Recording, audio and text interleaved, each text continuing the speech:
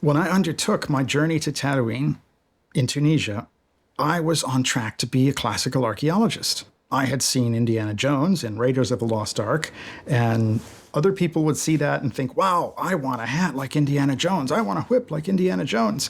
I saw that movie and thought, I want a PhD in archaeology like Indiana Jones because I want to live that life. I don't want to look like it. I want to be it. And so I had put years of my life into getting an archaeology PhD. And whether I found Star Wars locations or not, that's what I was going to go and do. That's what I was going to go and teach. I didn't realize that that was right when George Lucas was planning to go scouting for the locations for the Star Wars prequels. So he sent his producer, Rick McCallum, he said, go look at the old locations and see if you can find me some good slave quarters. That's what we need for the new movie. So Rick finds out from the Lucasfilm archives that that information is gone, that nobody has that information. Now, he's not going to go back to George Lucas and say, George, we don't know. Nobody's going to say that to George. So the question is only, how do we figure this out? And someone at the Skywalker Ranch says, Rick, weren't you talking about Tunisia? Look, some kid went and found all the locations. Here's a magazine article about it. He could not believe it. Right when he needs that information, here's a magazine article saying this kid archaeologist has found all of the locations using archaeology. The Lucasfilm could never have found those things again. So I end up being the location scout for the prequels in Tunisia.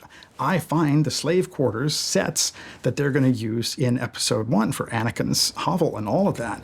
So I end up being useful to the Lucasfilm for the prequels. Great, I can help them out in the location scouting.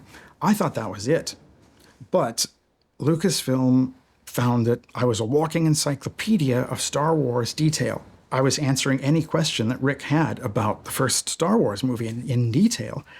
So Rick was saying, you know this movie inside and out in a way that we need at the ranch.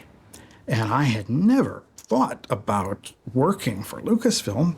So when Lucasfilm first offered me a job, I turned it down. I wanted to go and be a college professor and do digs every summer. I was all set.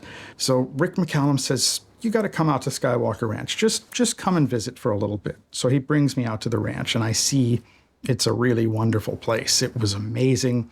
George is up in his office, tapping into his inspiration, writing new movies. The whole ranch is populated by the most talented and creative and best people that you're ever going to run into. It was a pretty fabulous community, and it was just beautiful everywhere you looked. So yeah, that was pretty appealing. But still, I'm an archaeologist. Sorry, I just can't. But they kept sweetening the deal until finally it was an offer I couldn't refuse. So Rick was saying, you're always telling me archaeologists don't communicate with the public well enough. Well, I'll tell you, David, that's because they're not storytellers. They haven't learned what we know in Hollywood about how to connect to audiences. So come out here to Skywalker Ranch, learn storytelling from George Lucas. That will give you the ability to share whatever stories you want with whatever audiences. And that's what got me to go out and take the job, the chance to learn storytelling from George Lucas.